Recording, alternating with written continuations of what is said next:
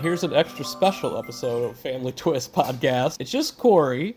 Well, not just Corey. Corey is here with Kendall's sister, Stephanie, who you have met on the podcast before. And we are on vacation in New York City. Kendall was supposed to come, but a last minute change had to happen, and I'm filling in. I apologize that Kendall's not here, y'all, that it's just me. But I will let our other guests introduce themselves so you know whose voice is whose. I'm Liz. I'm BJ. I'm Allison. Welcome, ladies. So these four are nurses from Arkansas, What kind of nurses? NICU nurses, which I can't even fathom the kind of work that you do. It's difficult. I'm sure it's stressful, traumatic. Let's talk a little bit about that, actually. It's really interesting work that a lot of people don't know about. This is Stephanie. We take care of the smallest babies delivered at the smallest gestational age, and it's a very intense job. It's very rewarding to see these babies and their families go through the whole NICU experience, and these babies thrive. And a lot of times we're able to follow them, through social media or a NICU reunion. And yeah, it's just a really rewarding job. And then you get to meet other great nurses, and they become your second family. Real quick, what are NICU reunions? So that's where our little NICU babies that are born, their families will bring them back after they're discharged and then come back. We have what's called a NICU reunion at the hospital, and it's usually yearly. We get to see them, and we have all kinds of activities for them and visit with the families. Just little babies thriving? Yeah. Wow. So just so everybody understands what we mean by preemies, so a full-term baby is 40 weeks. So that means they went 40 weeks pregnant with the baby. And we have the privilege of taking care of babies who are as young as 22 weeks. So you're talking 18 weeks early, almost halfway through the pregnancy. We are delivering babies at that gestation and trying to save them and help them to thrive. We also take care of babies who are full term and are sick. We get big babies, we get little babies. And in my experience, the smallest baby I've ever taken care of is 12 ounces. What about you, Liz? I would say I probably had one a little bit bigger than that, so maybe 14. Not even a pound. Not even a pound. Nope. Oh my goodness. This is Allison. I think mine was about 12 ounces, was the smallest I'd ever taken care of. How do you even hold a 12-ounce baby? You don't hold them. You don't? They stay in their little isolates. We keep the isolate real humid. So like 80% humidity is inside of that bed, and that helps protect their skin. That helps with lungs and all different kinds of things. And so we leave them in there, and they usually will even have a plastic wrap on top of them to keep all the warmth and everything inside as much as we can. How does a baby that small get nutrition? Through IVs. That makes sense. And then after a few days, we'll feed them tiny little, not even a teaspoon, like maybe even a fifth of a teaspoon. So a teaspoon is 5 mils or 5 cc's. And so we might even give them 1 meal every 6 hours. Wow. Just to start out. Yeah, and so the IV that we use is very interesting because we actually put it in their belly button. Like we put where your belly button would go. So because those babies are so fragile, you can't just thread a IV catheter in. What the doctors are able to do is they're able to thread a catheter into the vein and then a catheter into the artery. So we're able to put nutrition in and take blood out. So really like where the lifeblood had started with a child. Absolutely. It continues on there. Absolutely. Okay, that's fascinating. What drew you all to this type of nursing? I think it takes a special nurse to be a NICU nurse. We get such fulfillment out of what we do for these babies and for their families, because a lot of times these moms, they've never experienced this. And so we are their comfort. And you're not just taking care of the baby, you're taking care of the family. And it's extremely rewarding. You develop relationships with these people that a lot of times last a lifetime. Like I was just in Idaho and precious family and made a connection with them. And I was only there for 22 weeks. So I thought I would miss out on those connections doing travel nursing, but you don't. You just develop a bond with the family, and those bonds, they can last a lifetime. And it's so rewarding to be a part of that family and to help them along their baby's journey in life. I can tell you from my personal experience, 25 years ago, I had twins that were 25 weeks. And I was just a kid. I was 19 years old, newly married. And we had these two tiny 1 pound, 13 ounce babies. And what I remember and what made me want to become a NICU nurse was that they treated me like I was a mom. They didn't treat me like I was a stupid kid that didn't know what I was doing. I wanted my kids. And even though we were young, we still wanted to be parents. The whole process, I've been able to really connect with families in a way that not everybody gets to, because I've had premature babies. And so I remember being the parent, and I've never forgotten that. And so I feel like my interactions with families can be what it needs to be for them. They need to know that someone understands, because it's a different kind of medical condition. It's not like anything else. There's not really a lot of conditions aside from maybe cancer or something, fatal, that you're in the hospital for up to 3, 4, 6 months. It's a long-term situation. Sometimes a year. Sometimes, even a year or more, trying to help those babies. So for me, just being a mom, and I was a NICU mom way before I was a NICU nurse. And you were also born early, too. I was also born You early, were a yep. preemie also. Yeah, I was a preemie also. Yeah, How early were you? I was 25 weeks. Oh, my God. Crazy. I was a product of domestic violence, and my dad hit my mom in the stomach with a cast iron skillet, and she went to the hospital bleeding profusely.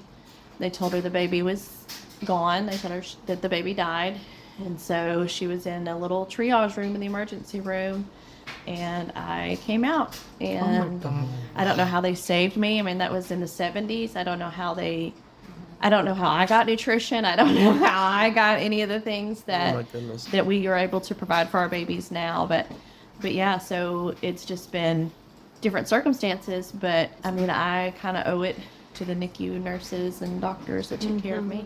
Well, I know that when Kendall and I found out what Stephanie did for a living, we were just like, wow. It takes a special person to be able to do what y'all do. Much respect, much love. I know it can't be easy because you go through the joys, but you also go through the tragedies. There are days that There you're are like, days. why am I doing this? It's tough. It's really tough. All about the babies. It is, though, and that's the end game. And for me, I've just always loved like labor and delivery and babies. And then after a year of doing labor and delivery, I want to do babies, and so I did, and I absolutely love it. And then I ended up having a preemie.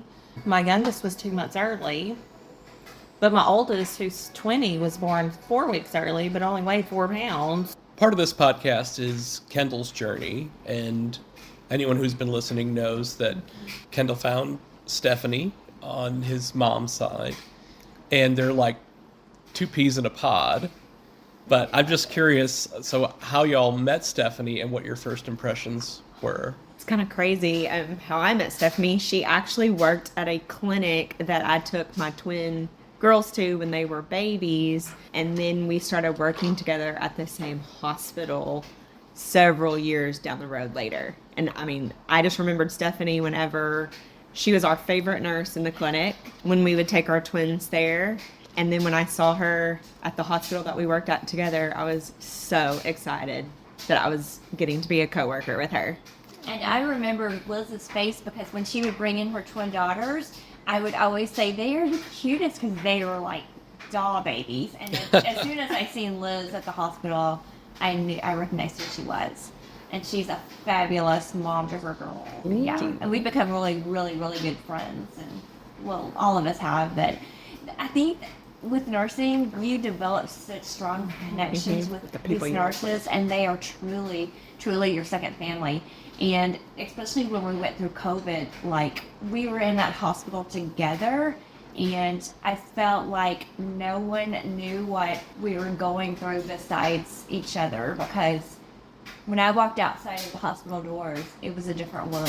When I was in the hospital, I was with my nurses and my medical family, and we had each other. We knew what we were going through. and as soon as you walk out the doors, it's completely different.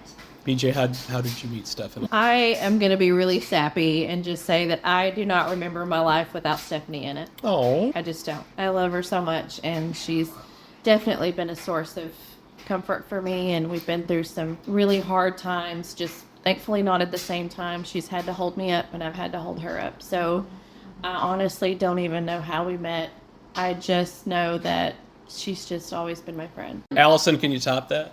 I was gonna say I would like to touch a little bit about what she said about COVID and kind of our trauma bond that we have together after crying and being so upset at home and about our circumstances and trying to make sure everybody had water between our group of friends and toilet paper and just, kind of the most mundane things. But during that time period, in the hospital, they basically banned dads and they banned any other family members. So for us, we had to be support people not only to each other, but to the moms when they had their babies. During that time period, there were weeks that dads saw babies born and that was it.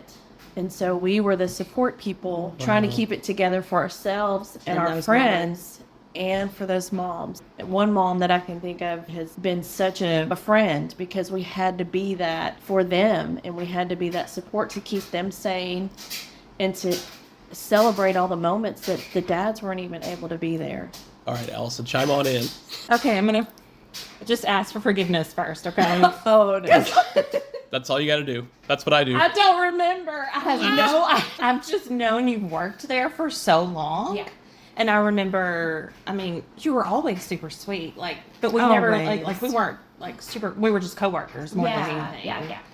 And I don't know. I remember you were pregnant with Oliver, and I was like, oh, my uncle always teased me that I was going to name, if Olivia came out a boy, he said, well, you need to name it Oliver. And so I always remember that. If I were going to have a girl, I was going to name my girl Olivia. Really? Yeah, I've loved working with Yeah. you, and you were always so sweet and helpful, and just didn't make you feel intimidated. no, not at all. Yeah. All of you guys are such strong nurses, and I think that's why I'm drawn to you, because in our unit's huge, and the strong nurses are the ones you really depend on those days that are bad days, and you guys were great friends. And I think a lot of that has to do with our work ethic and our love and our passion for these babies. And that's obvious that we Yeah. love our babies We and do we love our love our babies. families. While I was traveling out in California, I was worried about the same thing. I'm like, well, I'm not going to get to develop those bonds with those families because I won't be there. But I was at my unit for 6 months, and this one night, this mom was like, her baby got sick overnight, and she said, I called her in the morning and I said, hey, I just wanted to let you know this is what happened and your baby's okay, but, blah, blah, blah. And she went, Allison, she was like, thank God you were there. And I was like, it just made me feel like, okay, I'm doing a good job. Yeah. I'm doing what I need to do. And I sent him home right the day I left. Oh. He went home. Oh, that's awesome. Yeah. Yeah, so it was fabulous. I love it. So I found out about less than 2 weeks ago that I was going to be on this trip. I put it out on Facebook to some of my family and friends that are nurses, and I knew it was going to be great, but it was just like in tongue in cheek, like, all right, I'm going to New York City with 4 nurses. What should I expect? And they gave me the best answers. It was so great. I love them all. I shout them out. My Aunt Lisa, Anne, who was my prom date, and who one of the first people that I woke up to when I had spinal meningitis in the hospital. And Sandy and Dawn, and I'm sure I'm forgetting a couple people, but you're all wonderful. And yeah, I knew this was going to be a really, really fun trip, especially, if these are friends of Stephanie's, then I knew that they were going to be instantly friends of mine. Aww. But like we just hit the ground running. Yeah, we did. We hit the ground running. We're only on day 1.5 right now. Oh my God. And it's been Fabulous. Oh my Something gosh. every hour. We laughed so hard last night, just sitting around talking and playing a game. It's like we've known each other for forever. Absolutely. And this is something that Kendall and I talk about often because we've moved around so much. And when you get to a certain age, it's like it's hard to meet new friends. Yes. You know, because unless you're working with them or whatever, you know, like we have wonderful friends in the Bay Area. We haven't made as many friends in New England. I just feel like I got 3 new fantastic friends and visit us. from Arkansas for life. And like and Kendall and I are big on chosen family, and y'all are family. Y'all are family. Oh, I mean, I'm not kidding, everybody. We have bonded like hardcore in like less than 36 hours. This has been like, I just don't even know what to say. You're so easy to get You along are with. You're so so easygoing. sweet and just easy And easy to talk to. Oh my gosh! Well, you I just talk just- to everyone. I and you love just- people. No, You you meet people. talk to everyone else. Excuse me, Allison's gotten 2 marriage proposals on this trip. I just got one. 1.5. Let's say 1.5. 1.5. But here's the thing, okay? If you, and this is for folks who want to travel to New York City, because sometimes, you know, people in New York aren't the most friendly. Go to New York with nurses from Arkansas who have that Arkansas accent, because And immediately, and smile big, because you're going to have friends everywhere you go. We have met And then 9/11 Memorial. everywhere we've gone today. Yes. We've just like struck up conversations with people.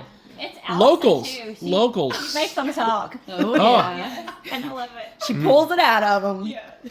It's I'm gonna make you talk. You're gonna talk to me. I love that she like does this Oh. questionnaire. Like Oh, they're yeah. just trying to drive us home. Yes. Like they don't. Oh. They're not even trying. But she's like, okay, where do you live? What do you do for a What do you living? do? Where are you from? Where are you from? How long have you lived here? Are you married? Do you have Do you have kids? children? Where are they? I feel like you have made the Uber driver's night. Yeah. Yeah. They are so tickled and laughing and just smiling. I mean, you just have this light about you that is just infectious, and I think that's. And you make people comfortable. Oh my god, Yeah. so comfortable. You're easy to talk to too. Absolutely, and you care, and your And demeanor I and the way you genuinely come do care, across yeah. is very like you really care about people, and it really shows no matter where you go. For sure. Thank you. And that's another thing I want to bring up. This group of girls, very compassionate, good human beings. Oh. I mean, Well, let me tell you all. I mean, if you've listened to this podcast, you know how liberal and progressive Kendall and I are. But We don't either. So it's fine. these ladies are amazing. And I think it's because you've been exposed to people at their extreme trauma and desperation. And I love the fact that you're willing to get out there in the world and see new cultures and appreciate it. I mean, like, I can't say enough about just like, I'm just so impressed by how open you all are and how giving you all are. I mean, this is just, this has been a gift. This is a gift. You're welcome. BJ and I had an adventure today. Like, I'm gonna have to see you a couple times a year. Absolutely. We're everyone gonna. needs a BJ in their life. Yeah. Oh my goodness. Not that kind of stuff. Well, both kinds. Both kinds. True. Not the first time I've Both heard kinds. that. Hilarious. Oh my god. So I do feel a little bit bad for Kendall because he wasn't able to come on this trip. So Steph, can you just talk a little bit about how your relationship has developed over the last 5-6 years? Oh, With your gosh. brother? So yeah, first off, I feel like we favor and we look alike. But there was an instant bond. I've said this before. There was just an instant bond, and it kind of blows my mind that I haven't known him my whole life because I feel like I have. There was an immediate sense of 13 years. easiness and comfort with him, and it just continued to grow. Like we take vacations together, and we talk frequently, and he's just incredibly easy to love. And he has, like, one of the biggest blessings in my life is knowing that he's my brother. You know, we're just tight. Like it's easy to love Kendall, and I'm very fortunate. It's That's so sweet. and sometimes I have to remind him because we moved from the Bay Area to New England to be around Kendall's birth father's family, which has been wonderful. But New England is not the Bay Area, right? Right, Allison? Absolutely. Yeah. Absolutely. So we struggle, especially this time of year when it's like the snow's about to start falling. Oh. But I remind Kendall often, I'm like, look, you hit the jackpot with Stephanie. You two seconds into a phone conversation, it's like you've known each other Yeah. since you were babies. We're tight. I mean, Yes. we're tight like that. Yes. And something that I know that I've always longed for, because I'm the oldest, is a big sister. And I've sought that out like professionally, like I just Yeah. tend to bond with somebody who's a few years older than me at whatever job I'm at. But it's so wonderful to Yeah. have you, Stephanie. Thank you. I don't know, I just always wanted that big sister, You guys have been great. I mean, Mm. you've enriched my life, and I want to grow old with you guys. Yeah, I know. You know? We will. Yeah. Can I join?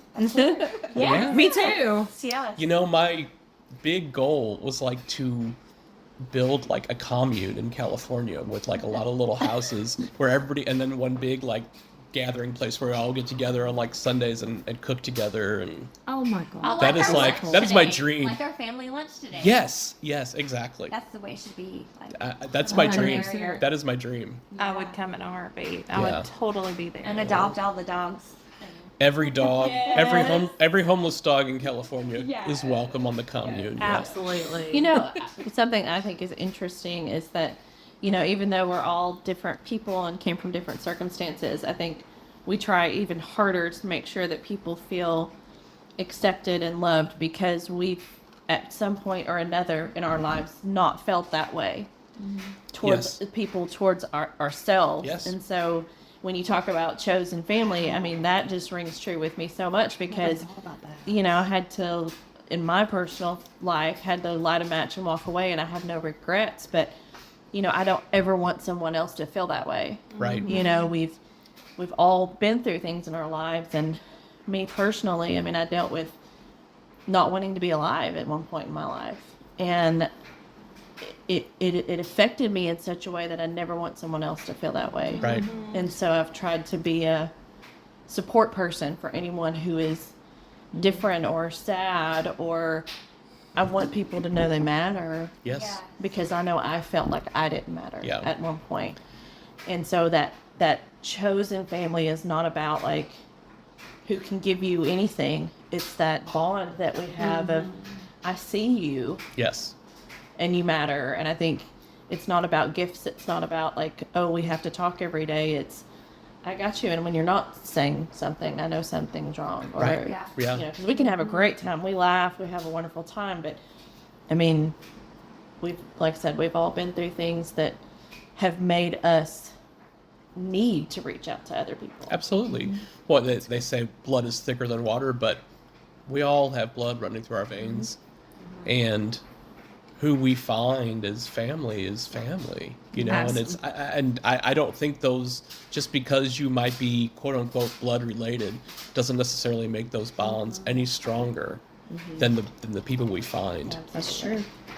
I'll go maybe 4 or 5 days, and I'll just get a random text from BJ. Hey, thinking about you. And it's just, I know she's always there, as well as Allison Yeah. and Liz, but I mean, I don't get that from some members of my family, Right. Oh, you know? absolutely. Right. And like when I went out to Idaho, there were certain people in my life that checked on me, that would text me, that would call me and say, hey, how are you doing? How's it going out there? I'm here if you need me. My friends did that for me. Yeah. My husband did that for me. Right. And I needed that. Yeah. You're in a different state by yourself. You want to know that people that you care about are caring about you and thinking about you and want to know that you're okay. I think sometimes as adults, people just think that we've got it all figured out and we're all okay, and we're all just still. I don't know about y'all, but I still I stopped growing at 16, and I'm still a kid in my brain. And we want that validation and that that's that thing. Oh, yeah. That we matter, that someone cares that we Yes. woke up this morning. And BJ and I found out together that we are both teenagers Yes, we are. and our little adventure together. Yes, we did. I mean, I think there's something special about the words loved ones Oh, because it just says it all. It doesn't have to be blood relation. absolutely not. It's those that are dear to our hearts that we are go-tos, you know, our ride or dies. Yeah. And I mean, this is a true gift to see the four of you and your friendship, and then that how quickly we bonded, like within a matter of minutes. Yeah. Well, I know for me, I'm not married, and so I'm the only one not married. I'm not Although I married. have fun on the side, but I'm not married. That's all right. But it's been hard not having that constant support person with me, or Yeah. like at least all Right. the time Right. checking on me or something. And so I could always count on my friends to check on me, and that meant a lot because Yeah. when I started traveling, it was horrible. It was very hard. I mean, no one prepares you for that. Like, it was so lonely. This is horrible. Like, I left my job of 23 years and did this. Like, oh my gosh, what am I thinking? I'm all the way away from my family and my kids. But it was the best thing I could have ever done. But, you know, just having my friends be there and check on me. And I've learned that my closest people in my life are not blood related. Right. Yeah. And super, super brave of y'all for going out and traveling and going to the unknown and the adventures that you've had. It's amazing. And I just want to say, as a nurse, it is amazing. Once you get out there and you do it, you're empowered. You feel independent. Absolutely. And you literally feel like you can do anything. Absolutely. Like, I miss my husband and my son tremendously. It's been great. Like, this experience has been great for me professionally, growing in my profession, and just believing in myself, believing that I can go anywhere and do anything as a nurse. You are Yeah. a great nurse, and that's what I learned. I'm like, I am I a can do damn this. good nurse, and Yeah. I can work anywhere. I can do it, Yes. and I loved it. Like, it's still lonely. I still Yeah. get lonely at times, Yeah. but I never regret it whatsoever. It has been the best 7-8 months of my life. And you get to see amazing places, and you Yes. get to meet People. people. Yes. Like, I made friends in Idaho Absolutely. that will be my friends forever. And think about this for a second, y'all. You know, I'm from Missouri. Y'all are from Arkansas, so practically the same. Yeah. Think about all the people that we know that never leave their backyard. I know. Yes. Yeah. That's crazy. heartbreaking because I'm That from a is small heartbreaking. town, and my dad and I am one of my too. brothers never left, and they are And not even to Very some people not close-minded. even to travel, not even to go on a vacation. no, they're just closed-minded, and I'm and what just- they're missing. oh my god, Well, here we are sitting. I've never been to New York City. Me Nope. neither. We're Nope, here none in of New us. York City Well, at Corey Christmas has. time. And incredible, tearing it up. Yes. Thriving in New York Yes. City. We're not flowers on the wall. No. We're just, riding the subway. Oh my okay? goodness. and meeting people on every subway ride. It's like we're owning the city. That's right. That's right. It's, you know, It's like it's- we've been here a million times. Well, except for this morning, we had to take a couple of subways. Oh, that's all. I mean, come on. Even the people irrelevant. that just move here and live here, they're going to make a couple of wrong turns on the subway. But yeah, it's just, I mean, I feel sorry for the people who don't I do too. just Me too. power up and get out there and Me see Yeah. the country, you know, Yeah. see the world. I think people just take it for granted sometimes that they're gonna just always be around. And I know for me, I felt like if I don't do this now while I'm younger and well, Will I be able to? will I enjoy be it? able to later? And I think part of that comes from losing my mom at an early age, and you know, thinking about, I mean, if she could die at 42, I could die at 42. Right. Like nothing is Right. guaranteed. So it was kind of always a push for me to take care of my out there. family first. And I did. I raised my kids. My husband and I did. And man, this has been the biggest gift for us as a family, even though my family's not with me all the time, but me personally and professionally. Like, like you said, I mean, it's like you can take on the world. Yeah. Yeah. Once you I can have survive grown Yes. so Yes, much. so much. And think about what you're showing your kids. Yeah. And Yeah, that was my that's a biggest big thing. thing. Yes. Was Yeah. that Yeah. Yeah. Mama, I had to leave for a little bit to work, but I came home every month and a half, and saw my kids Yeah. every. And then you get to share those experiences with them and Absolutely. encourage them to like, boom, I want to I mean, want to my see youngest this. was with me for 2 whole months this summer. Oh, She lived wow. with me, and we did everything That's together. We had the amazing. best time. Yeah. Yeah, but I want to teach my girls that you can do anything. Yes. You don't need to rely on anyone. You can do it yourself.